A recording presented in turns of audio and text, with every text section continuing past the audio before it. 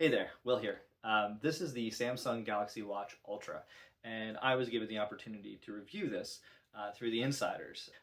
Thought I'd give you an honest review about what I like about it, but also some factors that I think might be a challenge to some people when they're considering picking this up versus some of the other smart watches out there. So here we go. So yeah, I figured I'd tell you about the Samsung Galaxy Watch Ultra, which I do like a lot with several rather large caveats.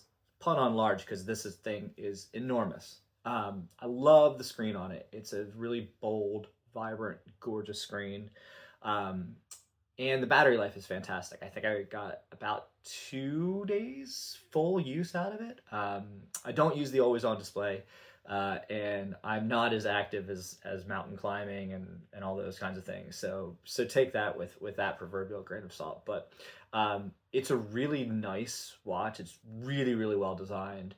Has a great form factor. It's just gigantic. Like I don't know if you, like so I'm not a tall dude. I'm about 5'7", I think maybe, and this is the watch on my wrist, and it's actually not terrible. Like it's pretty light, and I want to say it wears smaller than it is, but it doesn't. Like it's just a chunk on the wrist, um, and you feel that a lot with sleep tracking. It does feel like you're wearing a big thing on your wrist while you're trying to sleep. And it's light because it's titanium. So let's talk about the design. The design, besides that it's big, is really good. Like it's got excellent polish, excellent finish.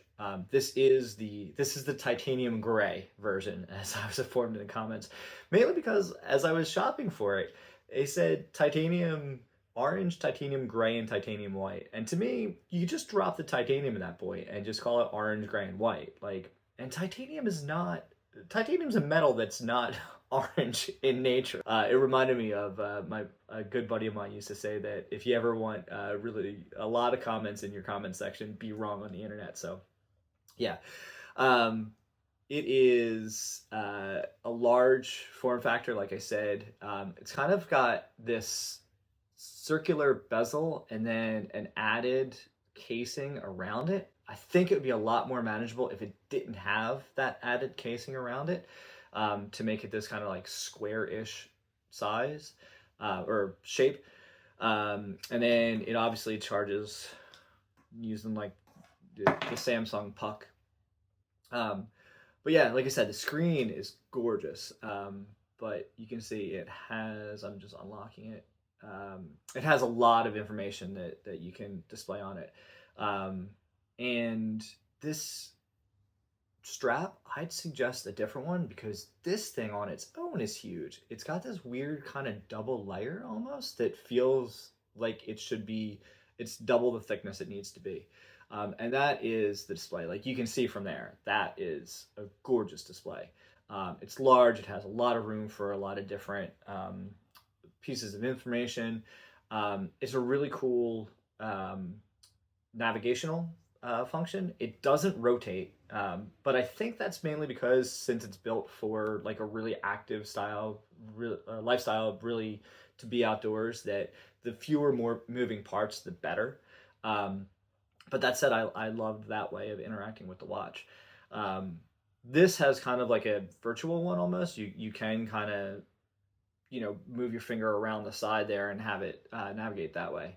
Um, but again, it's gigantic. So if you have big wrists, if you're not, if you need the functionality of the ruggedness, if you are mountain climbing and cliff diving, all those big things, I can see needing this watch.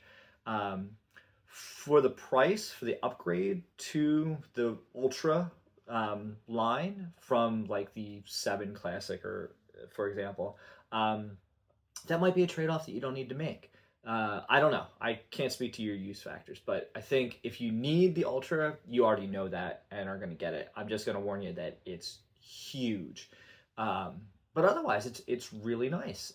If you're looking for a large watch, if you're looking for a rugged watch, if you're looking for titanium and all those kinds of things, it's a no-brainer. If you're not and wondering if you need it, you probably don't.